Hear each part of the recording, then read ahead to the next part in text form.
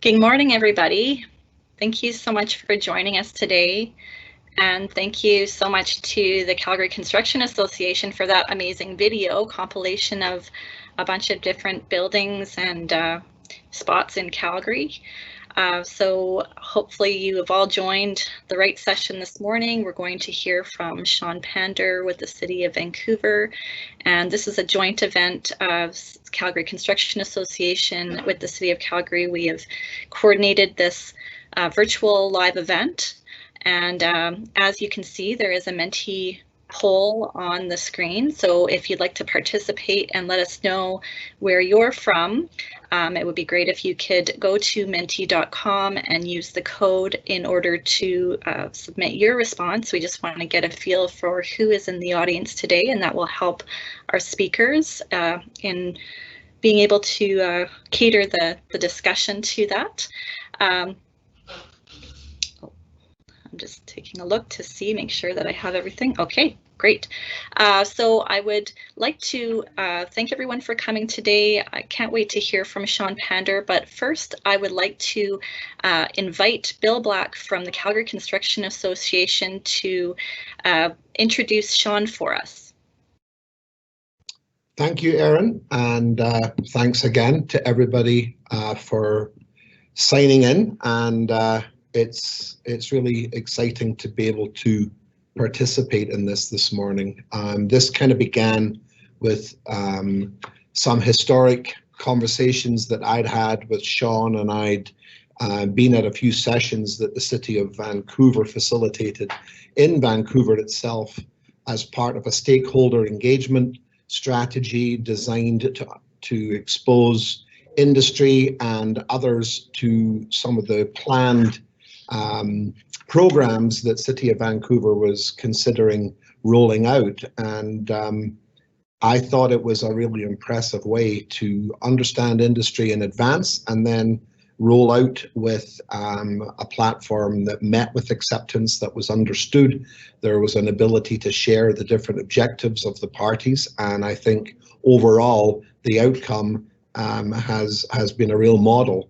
And in conversations with Erin and other folks at the city, and just knowing so many folks in the industry here in Calgary, I thought it would be a wonderful opportunity to have Sean share what the City of Vancouver did, what they learned, some of the best practices, some of the outcomes and such with the city. And this conversation just kind of grew.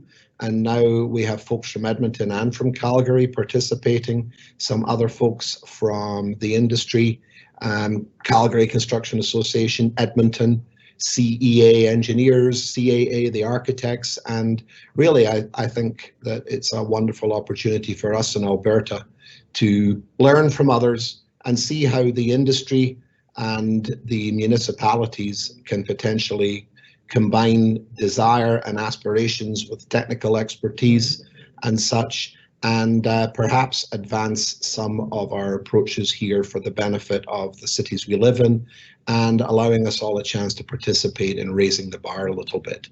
I'm not going to provide any bio of Sean. That was sent out, and hopefully you've had a chance to read it. I'm pretty sure that what Sean has to share with us today will more than speak for itself. Thank you, Sean, for taking the time to join us and for being willing to share. And without any further ado, I'm going to place things in your more than capable hands. Thank you.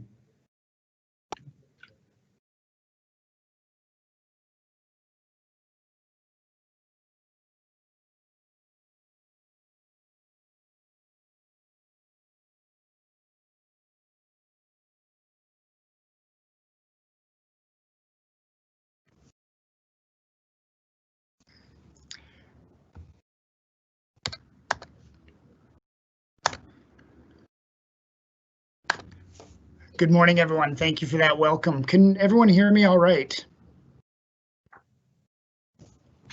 Go ahead. Okay, Great. Well, I really appreciate the opportunity to share some of what we're learning. One of the things we've really learned throughout the process that's been unfolding over, so I would say intensively over the past 5 years, is the power of effective and rapid change is through collaboration, and it's government to government, but it's also government and NGO, and very importantly, government and industry. So there's a lot of innovation going on in Vancouver right now. I'm going to share one narrow window on that, which is probably the biggest area of innovation where we're sort of currently engaged, and it's looking at our zero emissions building plan, which deals with how we decarbonize the operational emissions from new construction within the city. So we have a pretty strong mandate, and it's been a pretty consistent mandate for, I would say, the past 10 years to decarbonize the built environment. We have our Greenest City Action Plan, which was sort of just leading up to the Olympics Council's sort of ambition to make Vancouver the greenest city in the world. And we developed an action plan to get us there. The primary metric of success for that plan was reduction of greenhouse gas emissions in the city, more than 50% of which come from buildings. That mandate got expanded in our renewable city strategy, and then sort of the detailed plan was embedded in our zero emissions building plan, which was completed and taken to council for approval in 2016. Since 2016, that is a high level plan, but it was very specific in the direction and timeline of change. And since then, we're about, I would say, 2/3 to 3/4 of the way through implementing that plan now.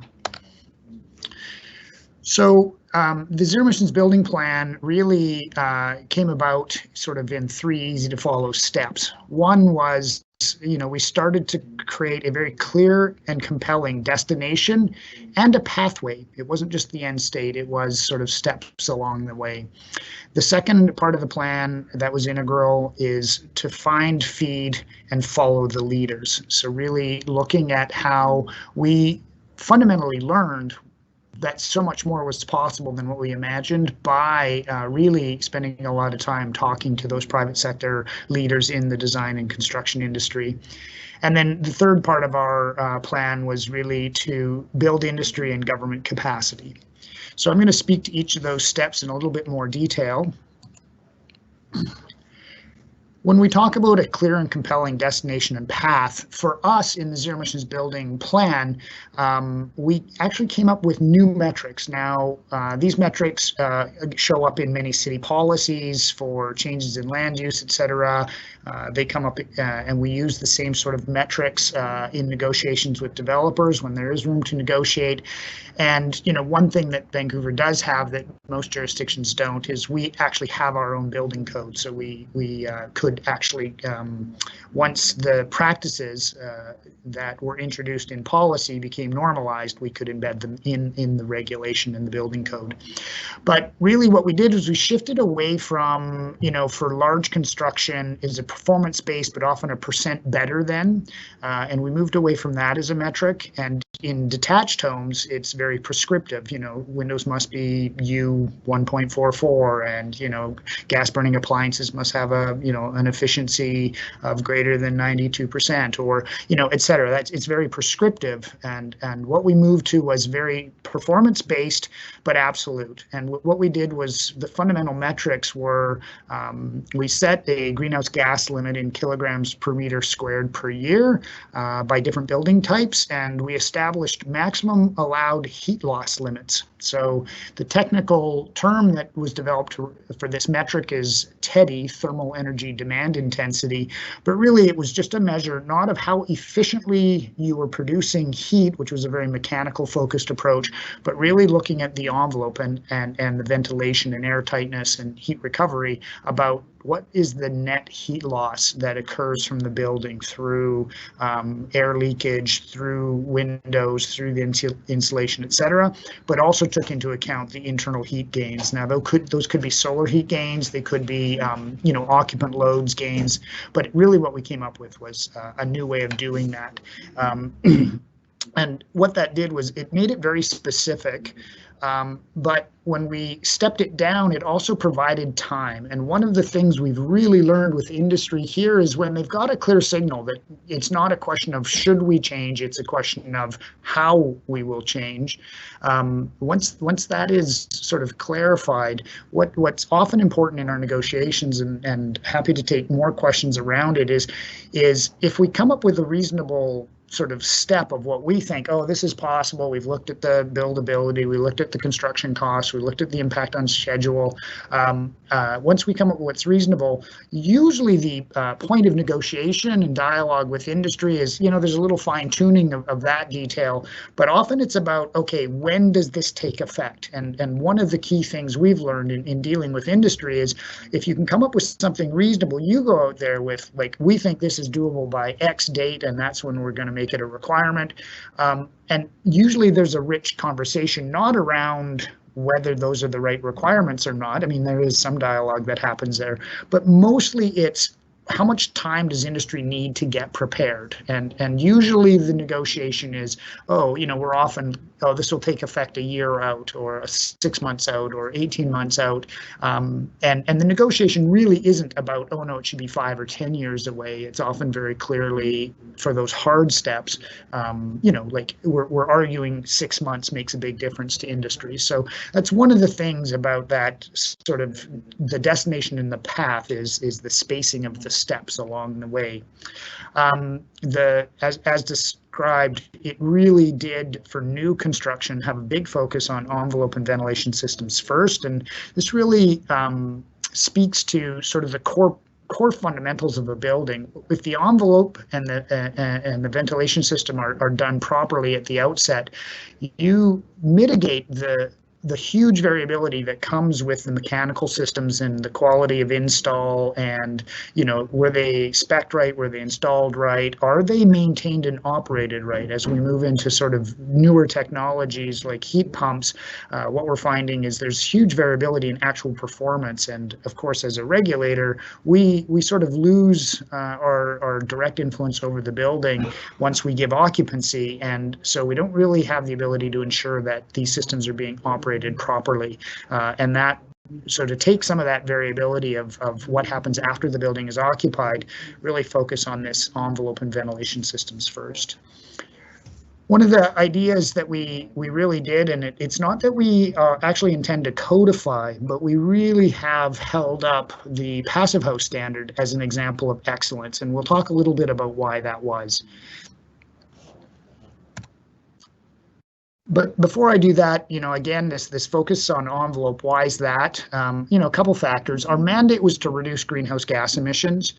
And what we learned was, most of the new development area in the city, over 80% of the new floor area is residential. Now that's, it's high-rise condominiums, mid-rise apartments, and low-rise detached housing. But most of the challenge that we're confronted with, if greenhouse gases are problems, is we're dealing with residential, and one of the things we did learn is most of the innovation in the design and construction industry happens in the commercial space, and there's a lot of emphasis on, the office and the hospital or institutional buildings, but really, investing all our energy there doesn't actually get us the outcomes we want at a citywide scale, because in the scheme of things, not that much of that gets developed.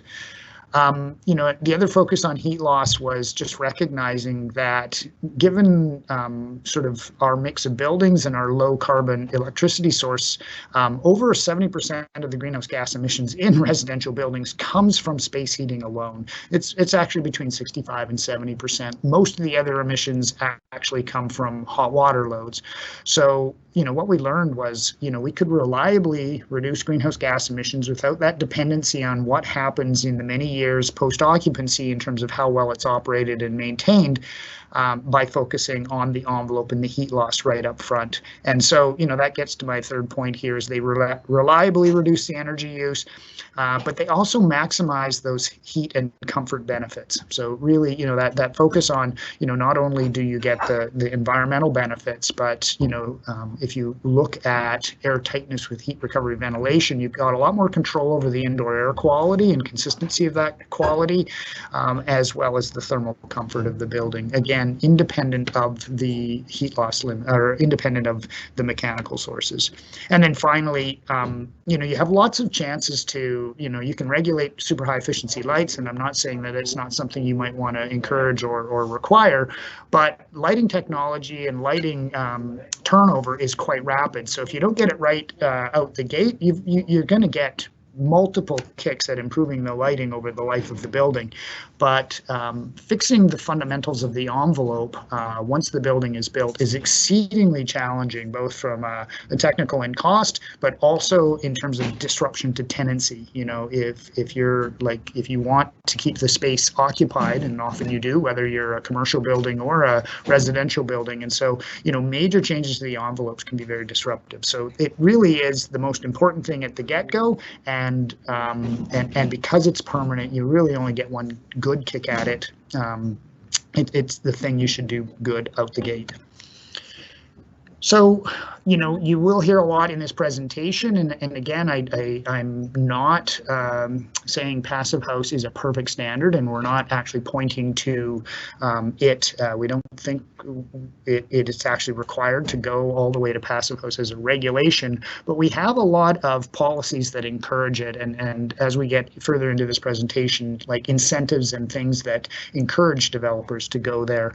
And why do we point at it? It's got really good alignment with the regulatory structure. Once we realized that we wanted to focus on envelope because the mechanical systems were pretty variable, and improving that was a longer play than council really gave us. We wanted to focus on envelope. We wanted to reduce heat loss. We wanted to minimize overheating. It really, we looked around the world at it. Has someone tried to regulate in this way before, and found Passive House was a great standard in terms of what it controls for, what it measures. The other reason we were actually, we continue to promote Passive House, even though we're getting close to the outcomes we want, is it has real resonance with designers, builders, and the public, because it's easy to explain the principles of Passive House. You don't have to get super technical. The public get it. It's like putting a good sweater on a building. It's like if it gets cold outside, you don't need a bunch of heat or a furnace or mechanical systems inside. You can stay warm. And the same principles can apply in reverse in terms of with good passive design. You can actually keep the building quite cool without that reliance.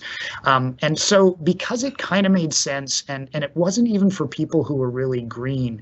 I remember when I took the director of planning, who is my direct boss here at the city, when I first took him to a Passive House, it was on a busy arterial, and he's excited because he's got this, reduced climate is sort of one of the things he's accountable to the city manager for, and that was all great, and he's supportive of that work. But when I brought him into the building, and we were on like the second or third floor off a very busy arterial, and once we closed the windows, it was so quiet inside, and right away that sold him on it. He's just like, wow, the quality of life in these units is so much better. And so that it really does, those non-energy benefits are really what can appeal to the public. We've also got great examples of builders. We do a lot of collaboration with New York, and there's Passive House sort of trainers, and again, Passive House, it all has all the right tools.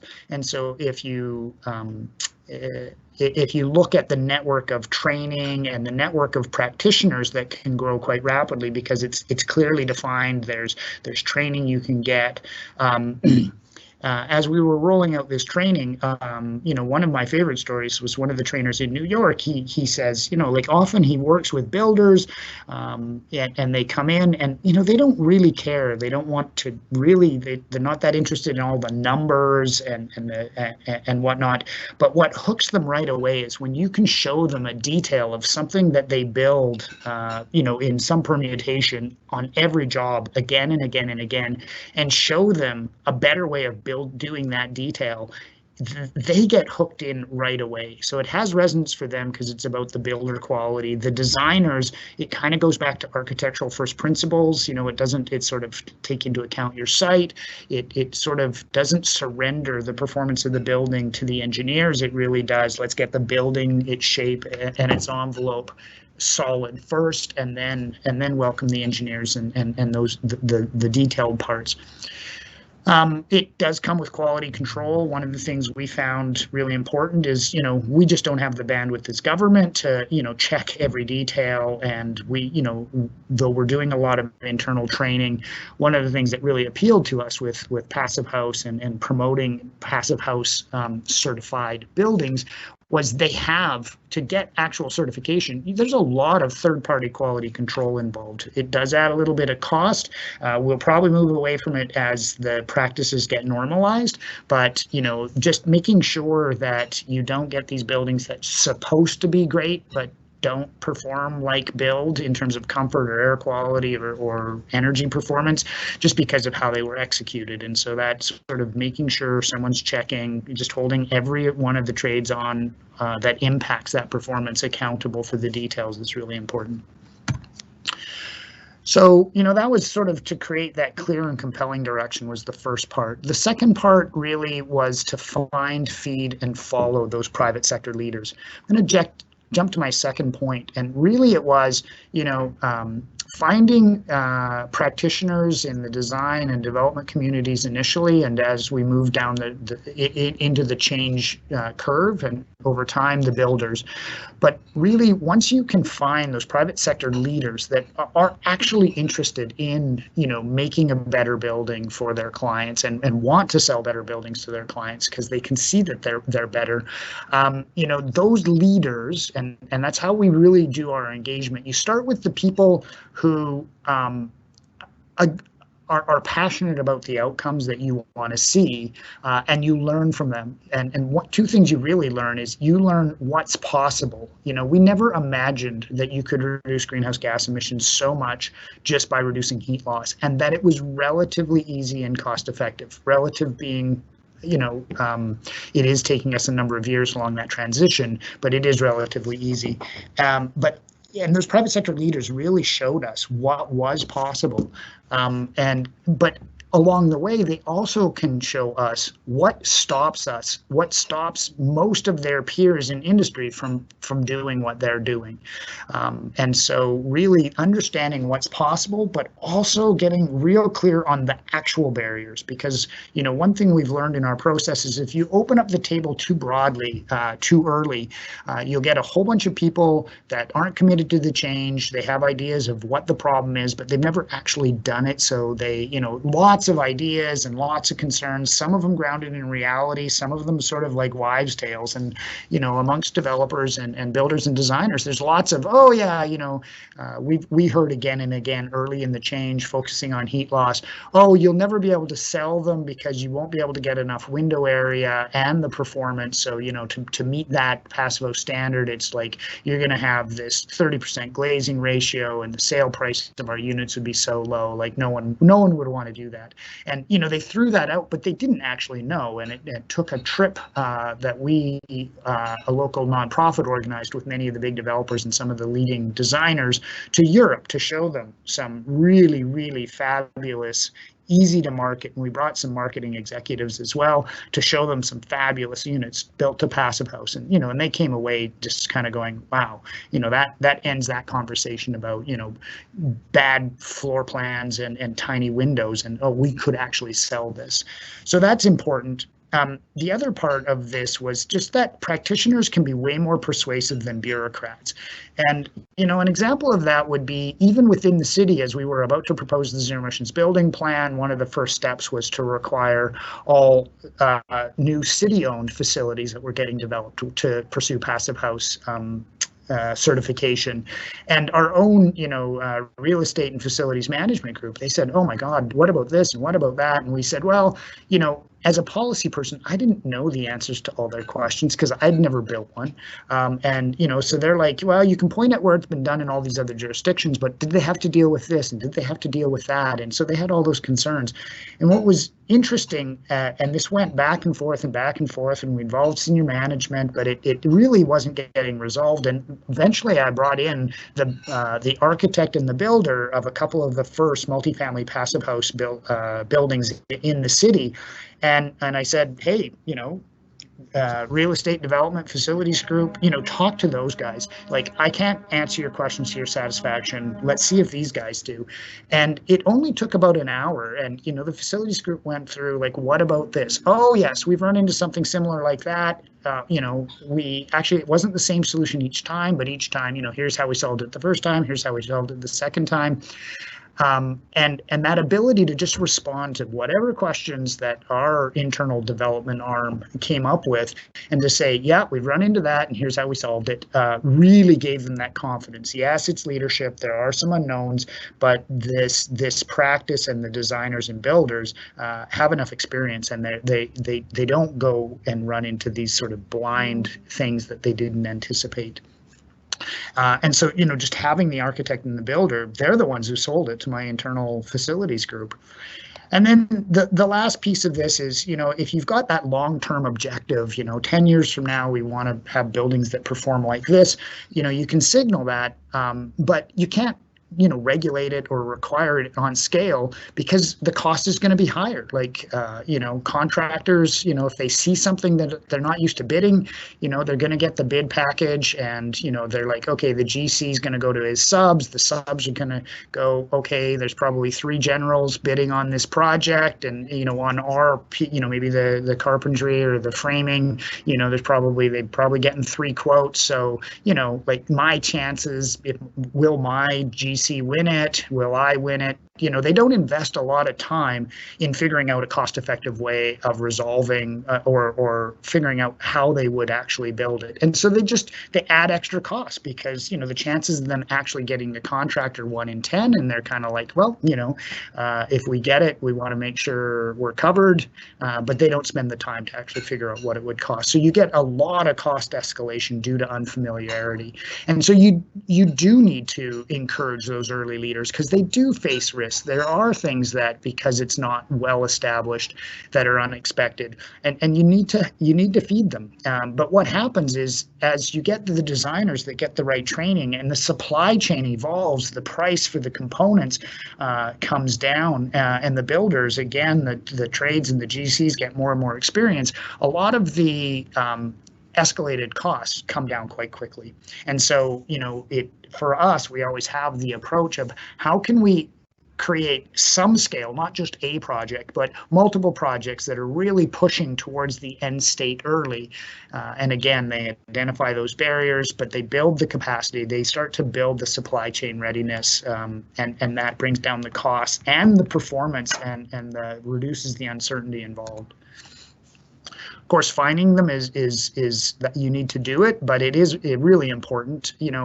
I've developed now like meaningful personal collaboration with quite, a variety of the developers, designers, and builders within the city. And so when I'm running into a problem, I don't host a big town hall first. I call up a few people I know who've done something like this, who I respect, who we've developed a relationship of trust, and I go, what's really going on? I'm hearing this from industry. What's really the problem?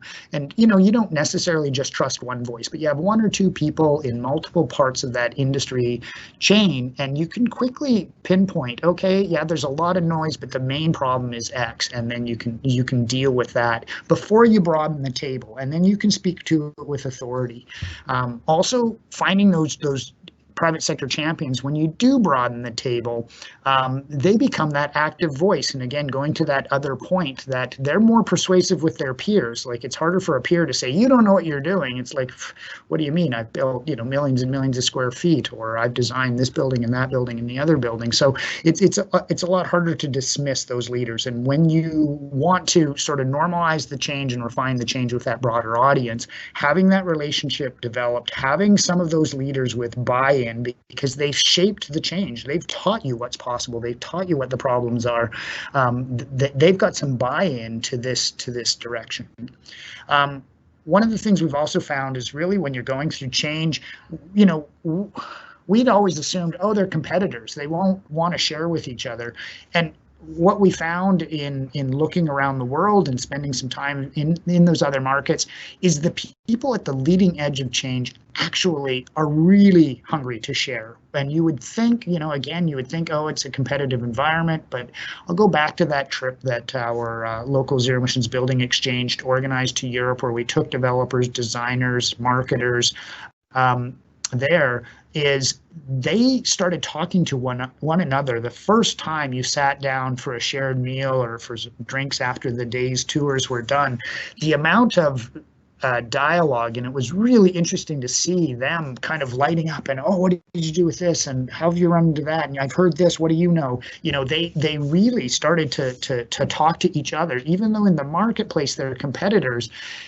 They're hungry to share, like, this, I licked this problem, I've done it really great, and only people in your industry can really appreciate the magnitude of your success, or sympathize with, well, you couldn't have seen that coming, and you could actually share some of the failures. There's less sharing of the failures, and we have mechanisms whereby the failures in the market can be anonymized, but also shared with the general industry. And then finally, one of the things we learned was, like, professionals, design professionals, they really, the good professionals are really, they want to do good designs. They want to build quality product. And, one of the things we found at the beginning of our change was they said, we don't care what you do as long as you make sure there's compliance, because, the good practitioners, they really struggle. They're like, look, when you say we have to do X and you don't enforce it, and then we put in bids to do the outcome and the quality that you've specified, if you're not actually following up and making sure that our customers are delivering that, then they don't want to pay our rates. We'll get undercut easily, because everyone's like, oh, yeah, it'll meet it. And because it always sails through, even if the quality of the design didn't actually meet the requirements, and so one of the things they said was just follow up. Just follow up. And they said, and they actually, let us know, like, we worked on project XYZ, and, maybe you should take a closer look at that one, and, they were passionate, like, we want to do good work, but we are in a competitive market. And if you're not checking, then it really undercuts our ability to actually do the good work that we know is possible. We know shouldn't cost that much more. But we get undercut in that work. So, that's, you really need to find them, but you also need to feed them. Again, they're taking on these risks, and there's quantifiable risks, but there's also unknowns. A lot of the early projects, we worked with the developer and the builder and said, well, how much more did it cost? And we talked to them, and they really took hard pencils to, we think it's going to cost, and initially those estimates were like in the 3% range, extra construction cost to build to passive house. But they were also really aware. They said, we think on our second project, it's going to be 5, right? Or 6. We think there's things that we just can't anticipate. Like we know how much more the installation costs. We know how much we're going to save on the mechanical. We know how much more the window package is going to cost. We can quantify those. But what they couldn't quantify was the unknown. How it might impact schedule, how it might impact these other things. And so there is risk, and it's real. And so to expect broad market adoption of something, you have to be willing to share the risk. You have to be willing to reward those early leaders, because they are actually making your job possible. So a couple of examples of that is, we can't incent private developers or builders, but we created a case study program for detached homes that were pursuing passive house. And we said, you know, we'll pay you $20,000 if you develop a case study, what you learned in the design and what the big challenge was and what your innovation was. And, you know, if you share through construction what you ran into and give us an updated what the incremental costs were, and then post occupancy. So it's kind of a three-phased award that we administered through a private sector partner, a non-governmental agency partner. But, you know, we offered that is like, we know there's more costs in the design, and the 20,000 didn't cover the extra construction costs at all, but they definitely, you know, helped offset those upfront costs. And so for the early market leaders, they said, wow, those pre-construction finance costs, like anything you can do, $1 there is like $3 or $4 post-construction in terms of the value of tipping the scales towards doing something innovative. We've now moved into where if you're pursuing passive certification, you can get an extra, if you're in a defined zone within the city where density is defined, for in residential areas anyway, single family and multifamily, you can get it varies a little bit depending on the specification, but in general, we allow you a net increase of 5% extra floor area, and that is gold. That is like, you know, real estate values in Vancouver anyway. We just realized we had a hard time expediting permitting. There's lots of challenges in doing that, but floor area, and it's still a battle getting that approved internally. And you know, there's a lot of work internally to get that done, but it does provide that extra sellable square footage, which is worth a lot of money, and it really has helped spur a lot of interest in those leaders. Okay, I'm going to do this. I'm going to make this happen. And then finally, where we have, you know, in our downtown core, we've got view corridors. We do control building heights, but there are a number of sites downtown where we've said, okay, you know what, you get to break the rules, you get to go into the view cones, you get to, you know, disrupt the view of the mountains from different sight lines, etc. But if you're going to build one of these 60-story towers, we say, you know, we're not making you build that. You could fit within your current zoning that maybe limits you to 35 stories or whatever, but on that site we've said it's eligible for 60 stories, but if you do that, we're going to expect some excellence. And, you know, right now that's architectural design excellence, which includes both the visual the visual appeal of the building, which is judged by an international panel here, how it meets the public realm, and what kind of how that amenity and it impacts that street space and the pedestrian realm, etc. But we've defined a maximum allowable heat loss limit, which is, you know, very, very low. It's 15 kilowatt hours per meter squared, and a greenhouse gas emissions limit of 3 kilograms per meter squared, which in Vancouver, I mean, those numbers won't mean anything to you, but in essence, that says you can have a little bit of gas in the building, decorative fire, cooking, maybe a little peak heating demand, but mostly your domestic hot water, your makeup air, and your space heating all have to come from a zero emission source. So really driving people into using heat pumps for those landmark towers. It's really important, you know, like you can create all these incentives, but there's a ton of rules that make this complex or even potentially illegal to build the buildings you want to let people build. And so really one of the things we did with industry is, you know, we really simplified the regulations, you know, and one of the things we had in our rezoning policy in the commercial building sector, they loved LEED. It's like, wow, the market gives us value for LEED. You know, we can sell it on improved productivity. You know, we've got clients that will only lease for like space in a LEED gold building. So they were fine. LEED was fine. But in the residential sector, they were like, wow, you know, the rules change in DC, and then, you know, the Canadian Green Building Council adopts these changes that happen in them. Like these changes, you've got this policy that says LEED gold, but the changes, we have no voice in those changes, and there's no way to negotiate. Like that doesn't work in this case. And so, you know, removing that requirement for LEED and just sort of focusing on some of the main outcomes we wanted, like indoor air quality, greenhouse gas emissions, stormwater management, just really made things simple. And it got industry excited because it was like, wow, you're adding this requirement that it's going to force us to change, but at the same time you're simplifying things. And I can't emphasize enough what a powerful tool that is when you work with industry is if you're going to ask for more somewhere, figure out where you're adding pain, and if it's not giving you a lot of value in terms of a public sector outcome, then maybe look at ways of getting rid of that requirement or simplifying it. So some of the things that we have done is with passive house construction, the walls get thicker, and we measure the allowable floor space to the outside wall dimension. So a developer is going to go, wow, I'm losing, and in a single family home it's quite a high number. It turns out it's like about 11% they lose due to the extra thick walls and the extra size required for the heat recovery ventilator, and that's worth money. So we said, great, if you're building to a high level of performance, not just passive house, but passive house was the obvious one, we will exclude, if you're building your wall thicker to add more insulation, we'll exclude the extra thickness, not the whole wall thickness, but the extra thickness above what is standard or required.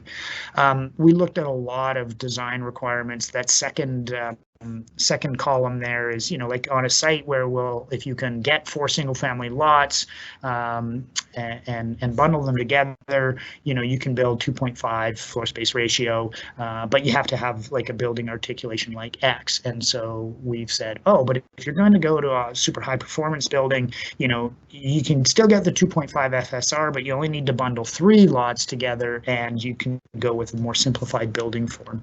And just changes in, when and where we require balconies. So lots of interesting things that are important to give the flexibility and remove some of those barriers to what you say you want.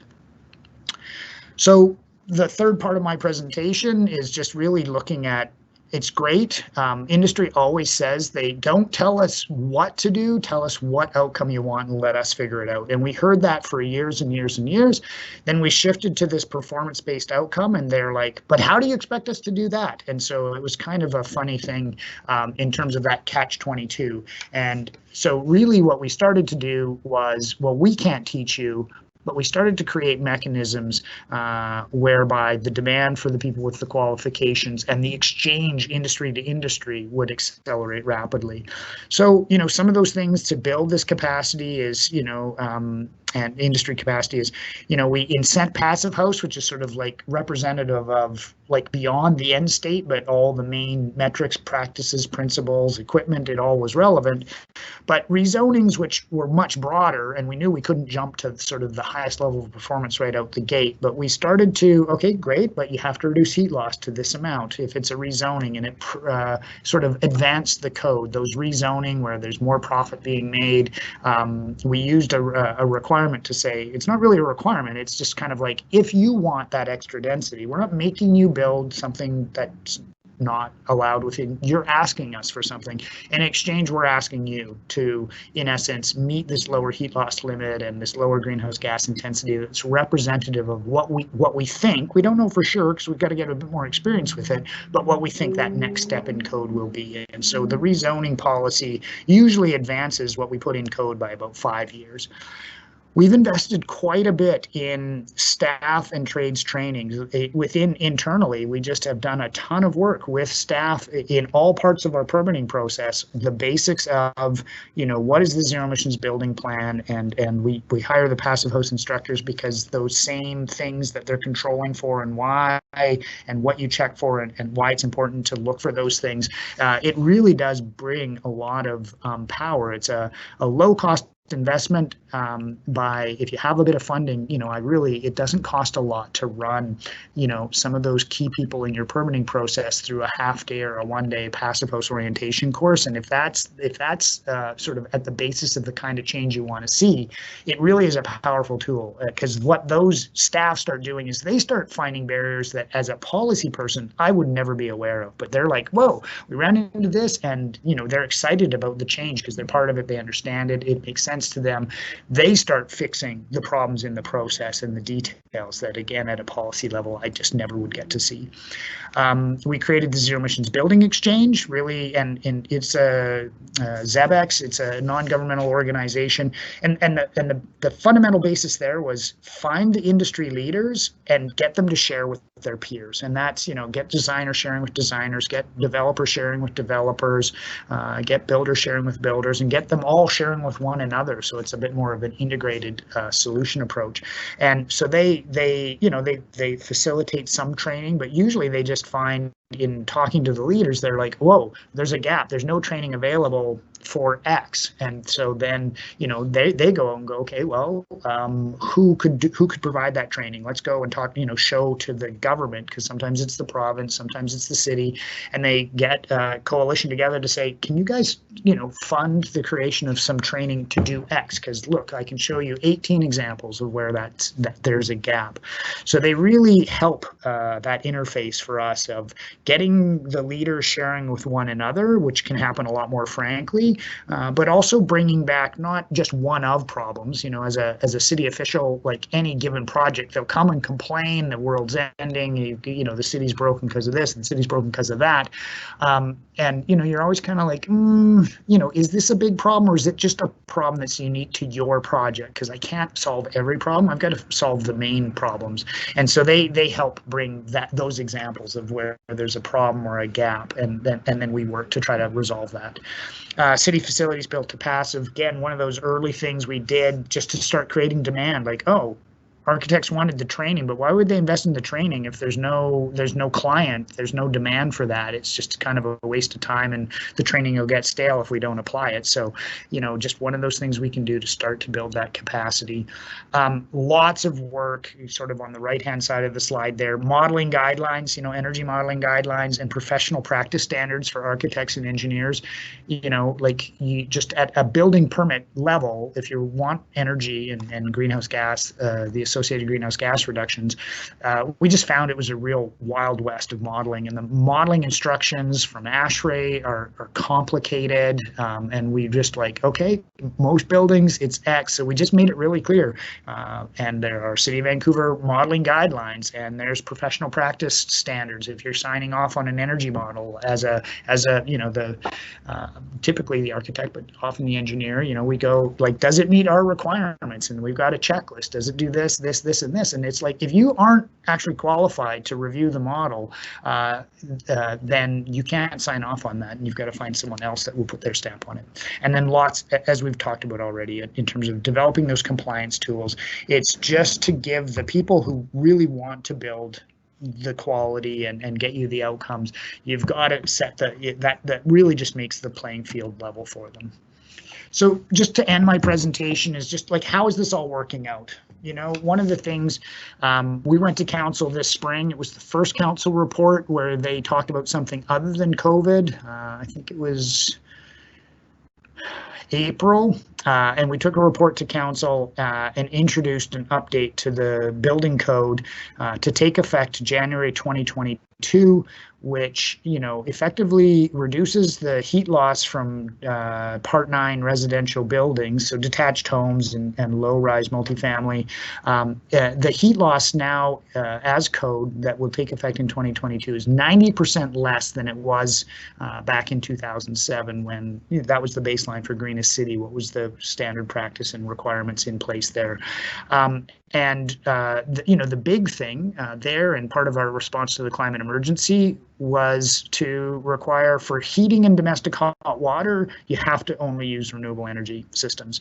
Again, we allow for the cooking, you can have, fossil fuel gas for the cooking, but we brought that in. And one of the things, and this is just to illustrate that example of time, is, we worked with the Home Builders Association, and they're like, yeah, this seems reasonable and okay, and we engaged them.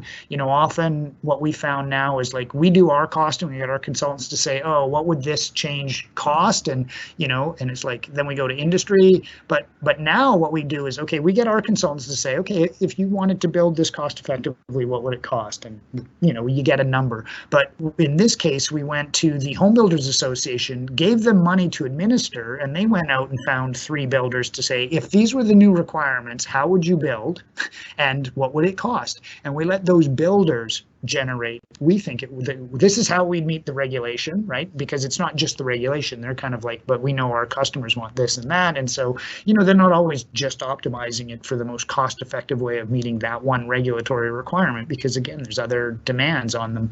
And we came up with a range of, okay, it could cost as little as this, but these private builders who would have to interpret this requirement costed it out.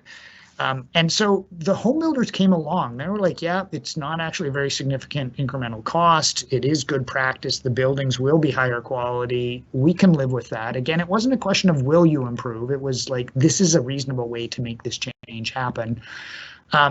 But we got surprised at the last minute because we hadn't actually engaged and we weren't familiar with it because we'd been so focused on envelope. But the Canadian Institute of Plumbing and Heating caught word that we were like sort of mandating zero emissions heating and hot water, which was, you know, for small buildings with low heat loss, yeah, electric resistance, okay, because you barely use any heat. But on the bigger buildings, it was about heat pumps, and they were like, whoa, whoa. And we thought we were getting into a big battle. These guys haven't been part of the process. They're not bought in. They just want to fight against us. And, you know, once we made it clear what the change was, it wasn't all existing, it was just new construction. Really, it got down to, okay, but we just need another year and then we're on board. Well, they actually asked for two things. They said, can you give us one more year to get ready for this? And can you invest in training for air to water heat pumps? Most single family homes now have in Vancouver, our market's quite a high-end market here. Most new homes install in-floor radiant heat, and that shift from boilers to a heat pump to do that, they were like, it's going to be a gong show because you're going to get a lot of installers that the wholesalers aren't speccing it right, the people who aren't installing it right, and we're going to have unhappy customers, and there's going to be a lot of problems. So they said, give us another year, work with us to develop a good practice training, and then we're on board. Like we're fine with this change. And it was powerful. Like it was a super aggressive regulation that the builders and the suppliers and the mechanical folks all could get supportive of. And it, you know, it was something that we couldn't have imagined 5 years ago that we could be here in 7 years in our change. But in essence, for single family homes, we're pretty much done. I don't think, you know, we're going to innovate for a long time in sort of energy and greenhouse gas performance. It's kind of, we got them to, it doesn't make any sense to put any more requirements on them. Let's just let industry sort it out and just get this dialed in and make them better and better. On sort of Part 3 buildings, you know, and the numbers I'm showing here are Part 3 residential, though this is actually a commercial building rendering. But, you know, a typical outcome for heat loss or for greenhouse gas emissions, sorry, in a Part 3 residential building, so a condo or a typical apartment building would have been, you know, somewhere between 20 and 24 kilograms per meter squared. The regulated limit, which takes full effect, I mean, there's an interim step we're in right now, but the updated requirement, which was approved a year and a half ago, and will take effect in June 2021, is to reduce that down to 6 kilograms per meter squared. So you can see it's like over a 70% reduction in GHG emissions in 5 short years. So it is working. Industry's still supportive. With COVID, with the market slowdown on the West Coast here, we are talking with our rezoning policy because this becomes the code requirement. So in theory, in 2021, our rezoning policy should be modeling the next step.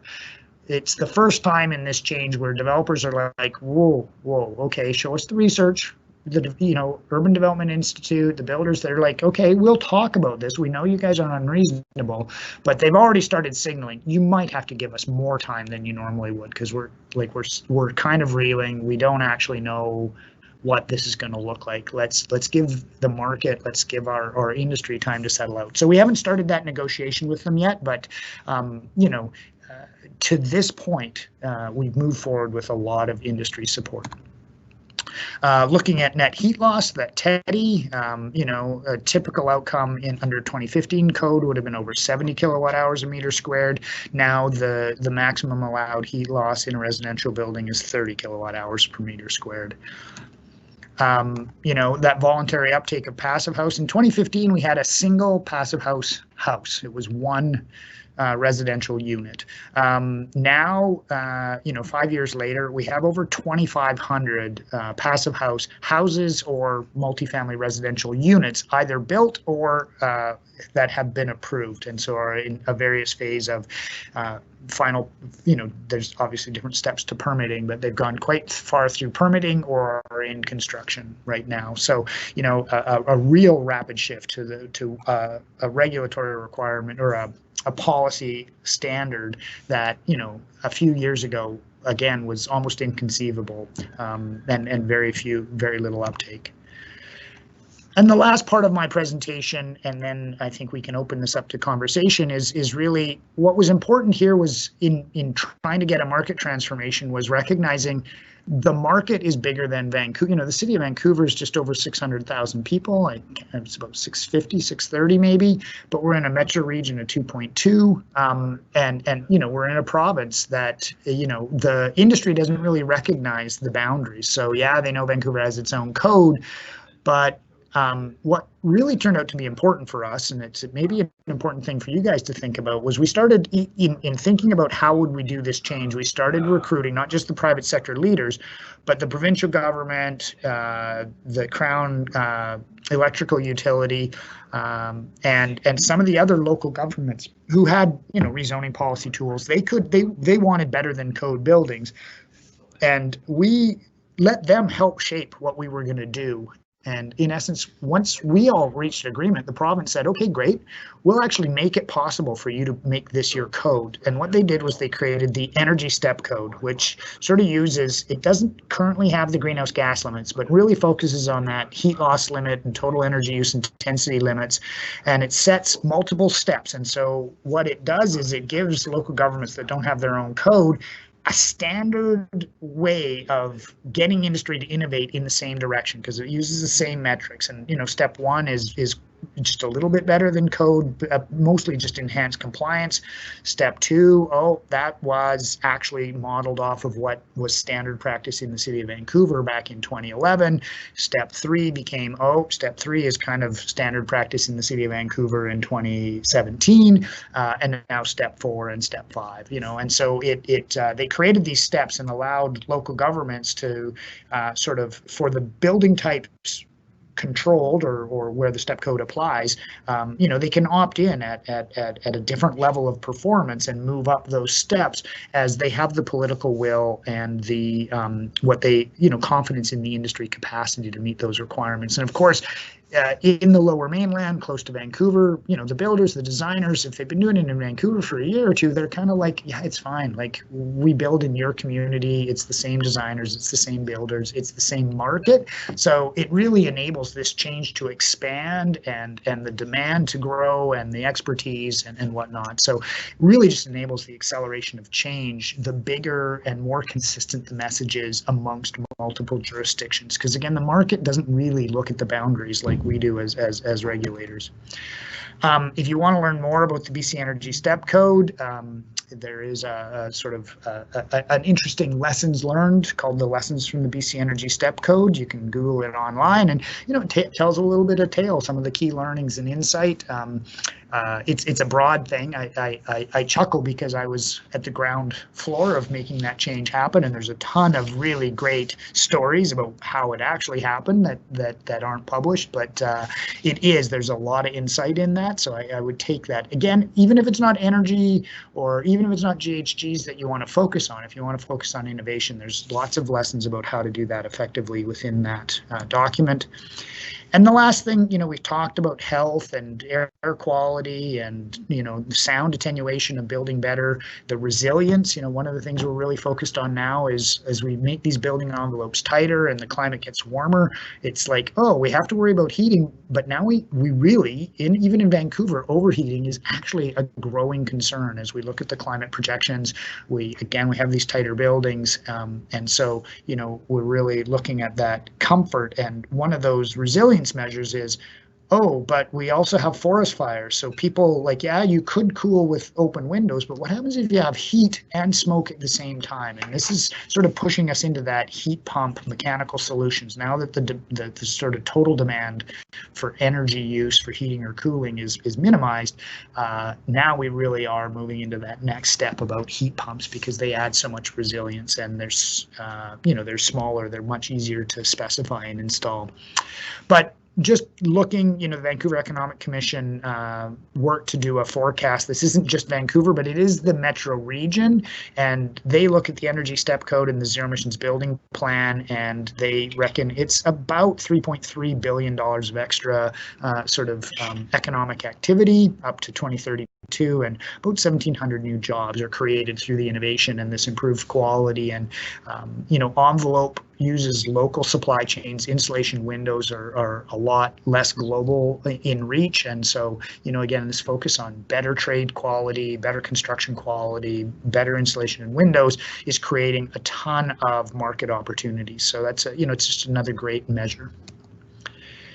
So, I present to governments, I present to industry. Often, a lot of folks really enjoy this slide, and it isn't, it is kind of funny, but there's truth to it. It's, trust me, I'm from the government and I'm here to help. And the industry people just love this one anywhere in the world. They're like, that's a joke, right? But it really does about trust. And really this change is built upon trust. We have some real influential developers and leaders within the Urban Development Institute.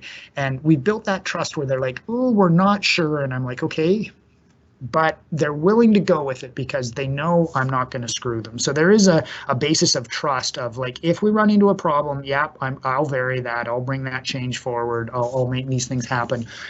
Obviously, it takes time to build, but that trust is really important. The private sector leaders and the public sector innovators have to relate, and they have to learn to trust one another.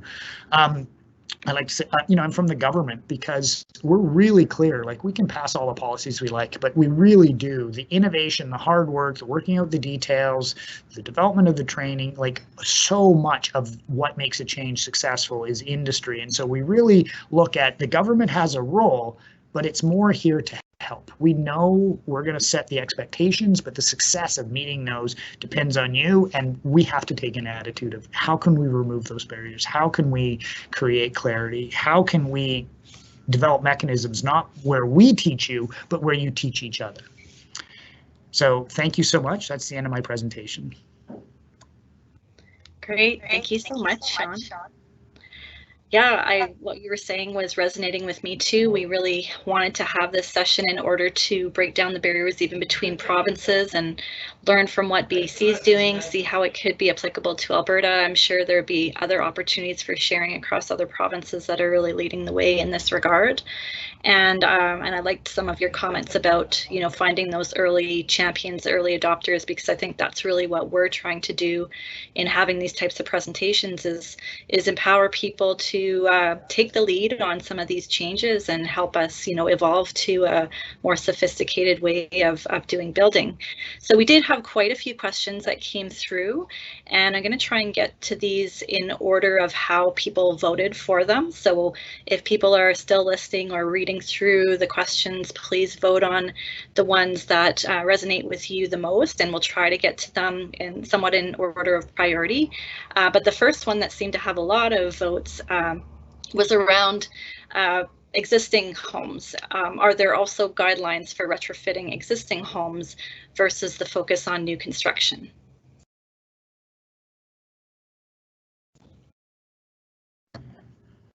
So existing homes are the new realm of what we're trying to tackle. We still innovate on the new construction. The reason we started with new construction is it's easier to solve these problems.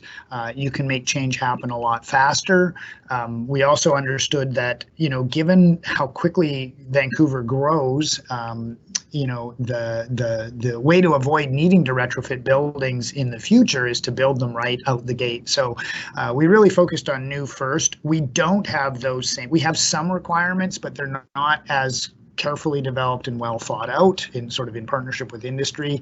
But we will be taking recommendations to council this fall, which is terrifying for me because the scope is so much bigger and so much more complex, but getting council direction to set greenhouse gas limits for existing buildings, probably starting with single family and large commercial and large office.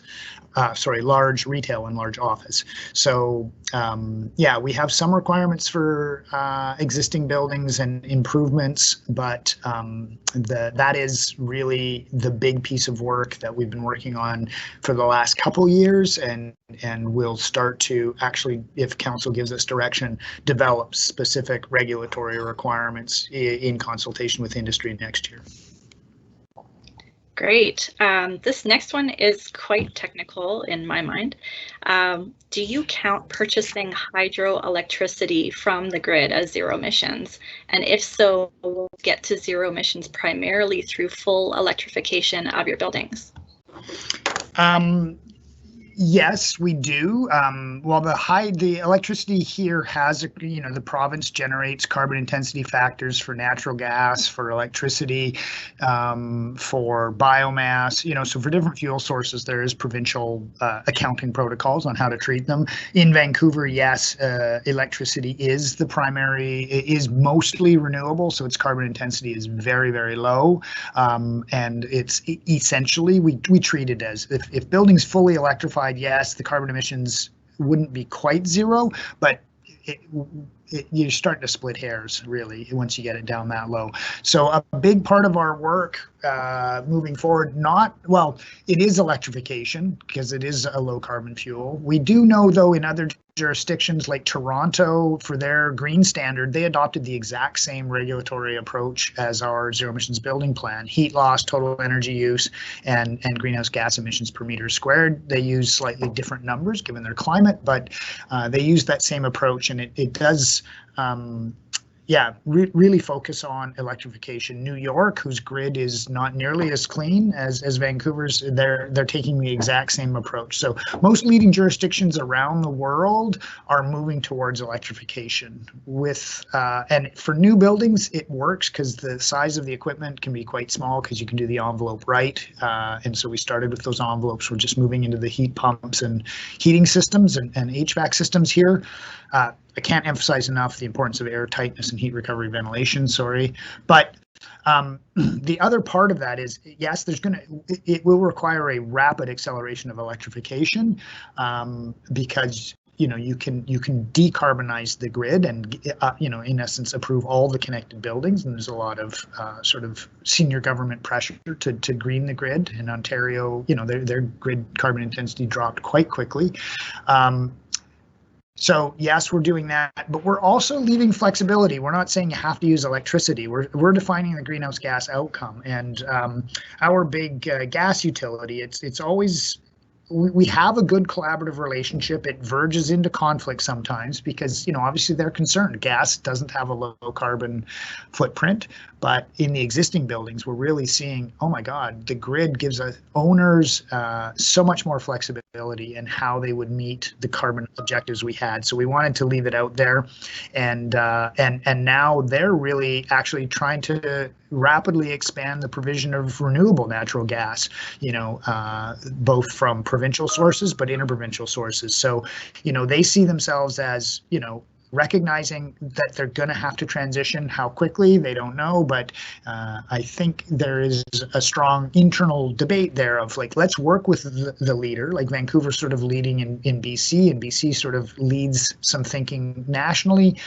in this space, and they're trying to go, okay, we're going to have to transition. Let's work with Vancouver that leaves a space for us to do that, and we're really finding a lot of synergies. Again, it's not always a smooth relationship, but we're finding a lot of synergies, and even with this talk about regulating greenhouse gas emissions from existing buildings, the way we're proposing it, how we're proposing to sequence the change, that we will allow RNG. They're actually quite excited because they're trying to move towards RNG, and this will just help create a demand for that product.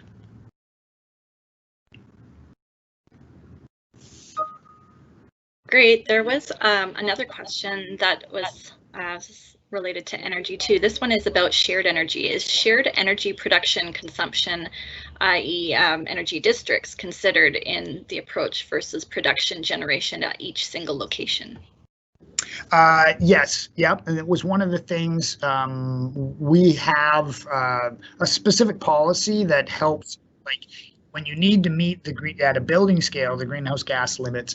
We have a policy that helps the different shared energy systems, establish that carbon intensity, and then the designer uses, okay, the city, like here's the protocols of how we will determine our carbon intensity, and then the city says, yep, for that utility, you can use that number, and then that's how they show compliance. So there are a lot of opportunities for new buildings. What we found was, given our climate, it was probably, we were really big on district energy for new construction early, before we realized how much you could do just by reducing heat loss, how cost effective that would be.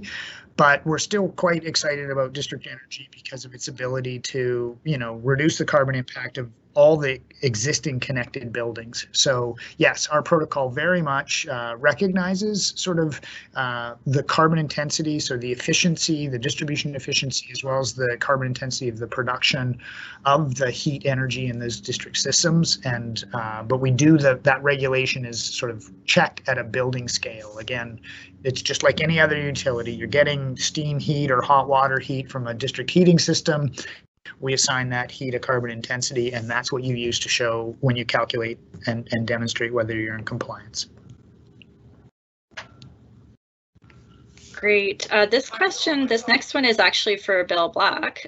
To the Calgary Construction Association, what do you think the market readiness is in Calgary for a zero emissions building standard? I think that the readiness, just like it would probably have been the case even in Vancouver, I think the readiness in terms of being able to start tomorrow is going to need some work. I think the desire to begin raising the bar, to Sean's point that designers and builders want to build high quality products, I think that desire is incredibly strong, because it's no secret that the industry has been engaged in a frantic race to the bottom for years, which has been more focused on cutting corners and building cheap day one than it has ever been about investing in long-term value, raising the bar, raising the performance levels, etc. So I believe amongst, as Sean kind of also indicated, there is a strata of high quality, committed, passionate players who would love the opportunity to engage in this kind of initiative and would unleash a tremendous amount of energy and technical expertise around developing our own solutions based on our geography and how we would have to deal with some different climate conditions in our seasons, etc. Readiness, can we start tomorrow? No, but I'll bet you it would not be very difficult to raise a flare and call a number of design professionals, builders, and other entities to the table to engage in a high performance building initiative with the goal to reduce our footprint of our built environment. Great, that kind of leads into our next question, and then after that we'll take a poll. But this last question back to Sean, can you comment more on marketability of higher performing and passive house buildings? Are you hearing anything from those early adopters or leaders?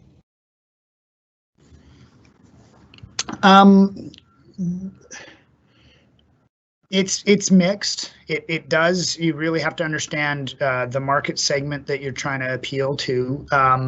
I think our big win here is that you don't lose sale value. So right now there some developers, and what we found was the marketing executive that we took with us on that Brussels trip now actually sells it to clients. Build Passive House, I could sell it for more. And he's done a big master plan community where it's all passive house out up the valley. I can't remember, some Langley maybe, but he just gave a presentation on based on that trip. He created that value proposition and is selling because of that. I'm not finding that in general.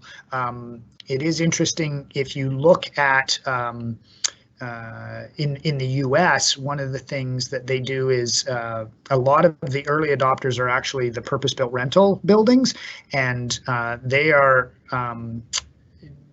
not necessarily arguing that they can charge higher rents, but what they believe and are starting to demonstrate is that they have lower occupant turnover, and so that higher tenancy rate and longer mean tenancy duration helps them finance the incremental costs. They can take that to the bank. They can show, yeah, we aren't commanding extra rent, but we will have higher, and it's not significantly more, but it can totally, again, given once you understand how to build this way, the extra costs aren't that significant, and they make their value proposition in lower vacancy and longer tenancies.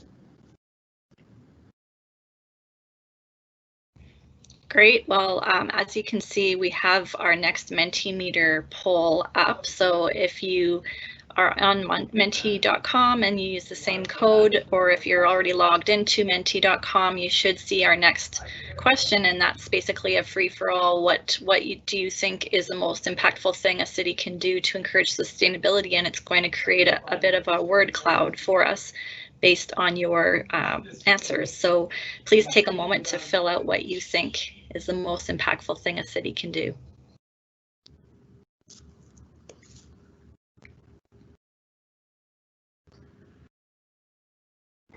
And maybe just to touch on, Sean, what you just said, Hugo Haley had a comment, or it was a question, but I think you could have answered it in your last answer there. Sean mentioned one key in working with industry is the timing for which new requirements become integrated.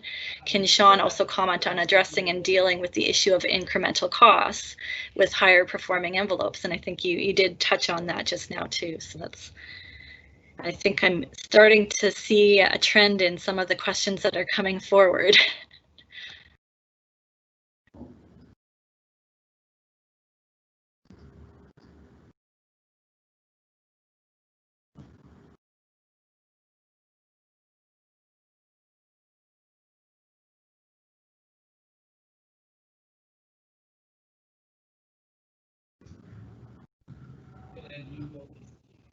So thanks. As we keep going, feel free to keep filling in your responses, and we'll let this kind of evolve as more answers come up. But another question, how do city governments encourage the right training and help line up the education for our design and construction community? How do we enable supply chain readiness? And I guess I'd ask both Sean and Bill maybe to say a few words. Maybe Bill, did you want to start? Sure. I mean, I really think it's interesting that the biggest word on the poll is regulate after we just had a conversation about industry engagement. So it proves that we maybe have if I can be so frank, we still have a little bit of work to do. Regulation just creates games. Engagement creates commitment. And I think there needs to be, people need to put down some of maybe the traditional behaviors and the walls that have maybe grown between the different elements and stakeholders, and realize that we're all Calgarians, we're all Edmontonians, we all want the same thing, we all have children, grandchildren, and a legacy to leave behind. And if we can put our shoulders to the wheel with a common set of goals, and maybe have more of a safe environment to have dialogue, to have engagement that's based on trust, not based on hierarchy or whatever else may have contributed to some of the distance. I think using that methodology is enough of an intervention that it could begin to really change some of the dynamics, open some doors that may have become somewhat jammed over the last few years, and really find out where the champions are. They're there, I know they are, even though the whole climate conversation is a bit of a prickly one, particularly in this province. just the energy efficiency and the reduction in cost and reducing demand on the grid and all the other benefits and wellness and other aspects that these things all contribute to a high performance building strategy. And when you look at what's happened elsewhere in the world, there is plenty reason why Alberta would want to take more of a leadership position in this regard. The built environment contributes a tremendous amount to carbon emissions in North America, and we have an opportunity to reverse that trend.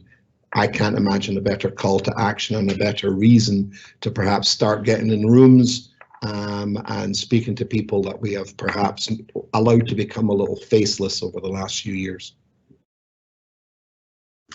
Just in response to Bill's comments, I think, you know, that the emphasis of my presentation was how important that dialogue with industry is, but I would take a slightly different approach that you do need those clear signals. You need them in the short term, you need them in the long term, and so you do need a regulation or a policy requirement. I think the key here is you work with the leaders about what might be possible in the long term, you incent, you learn from them, and then you begin moving industry in a gradual stepwise fashion towards that. You know, I would not recommend you guys try to go, oh, let's just regulate, you know, TEDI of 15 and a greenhouse gas intensity of, again, depending on the carbon intensity of your energy sources of whatever a number is. Like, you just don't go from zero to that. It will fail, right? Like even if you could get political support, which I think industry would be screaming, and you would not get political support to do that.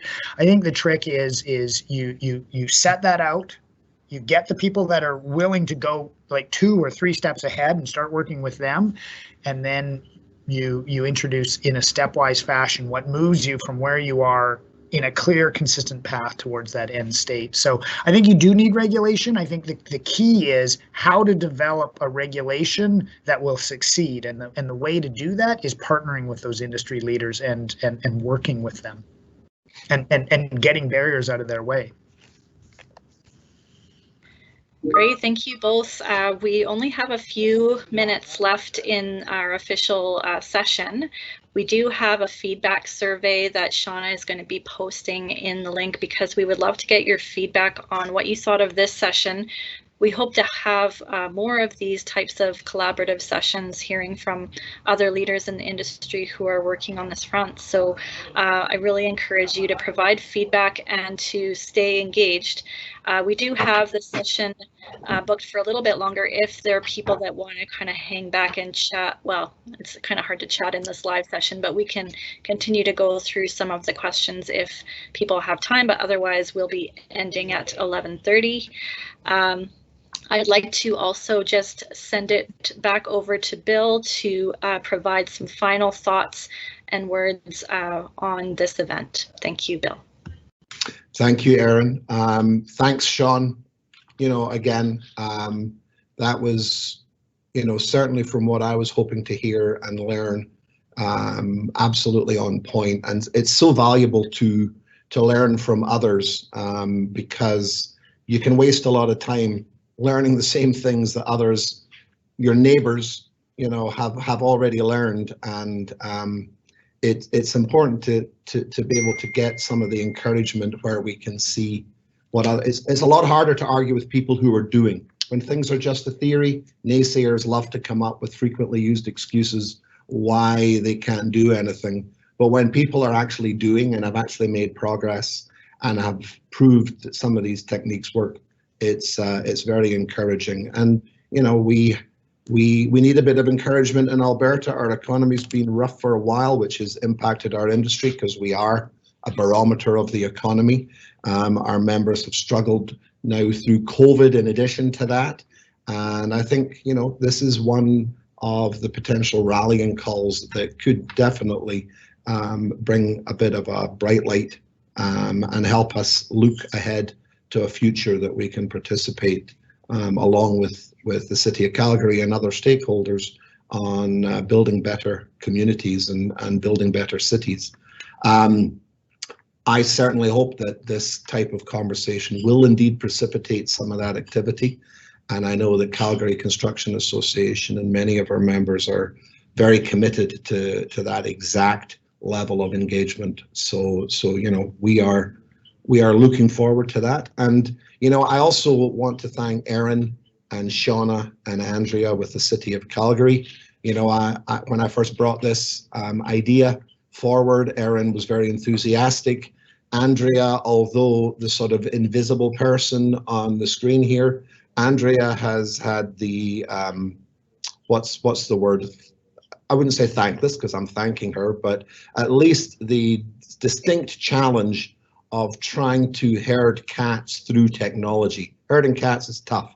Herding cats through technology like Microsoft Teams is a little tougher. She's been amazing. She's been patient.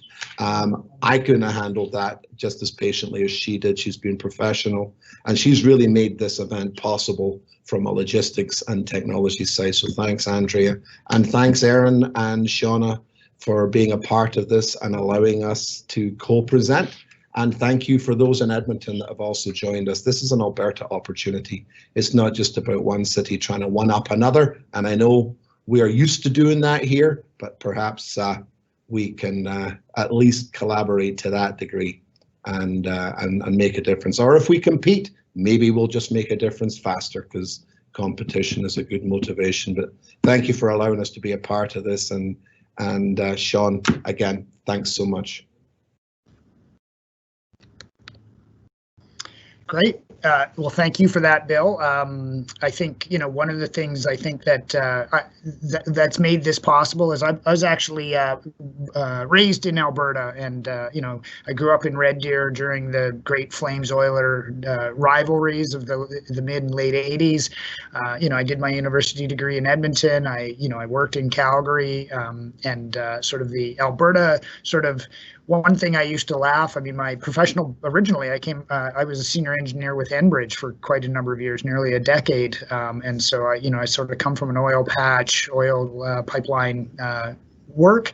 So I always loved when I was running jobs, when I was based in Alberta, you know, and I had jobs across North America, well, particularly across the Canadian prairies. Boy, I fought hard to have an Alberta crew work on my projects. It's like, oh, when you would get the bids in from the different builders and different, you know, contractors that you needed on site, boy, it's like one of the things I would go, which crew, you know, once you were narrowing it down, I would be like, which crew are you going to use? And it was like, you always tried to get the Alberta guys, because they were just like, let's get this thing done. Like, just tell us what needs doing and we'll get it done.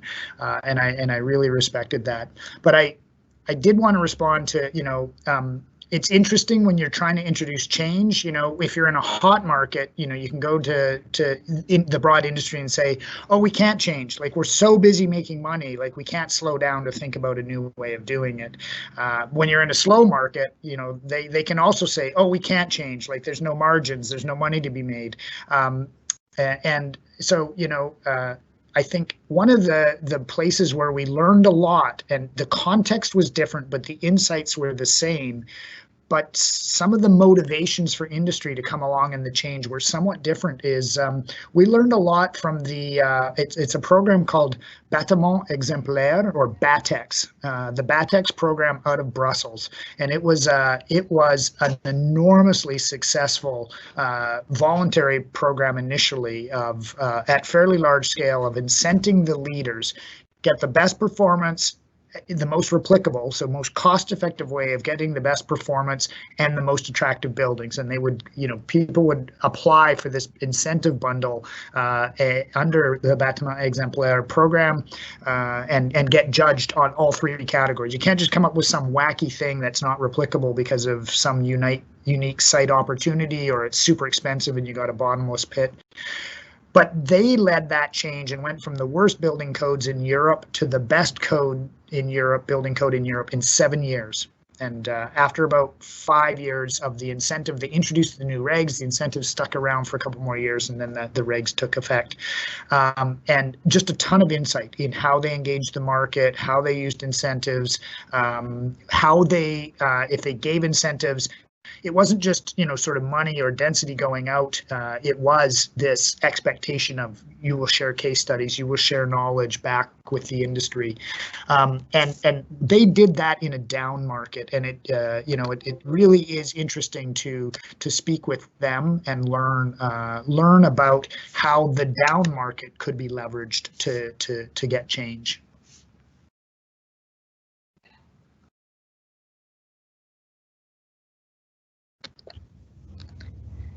Okay, we are over time, so I guess I do want to be somewhat respectful of everyone's time.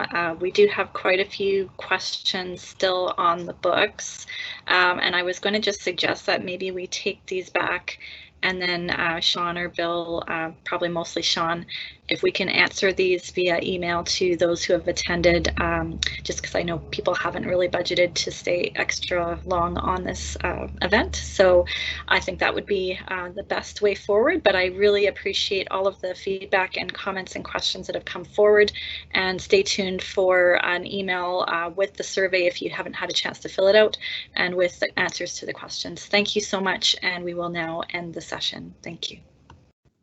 Thank you all.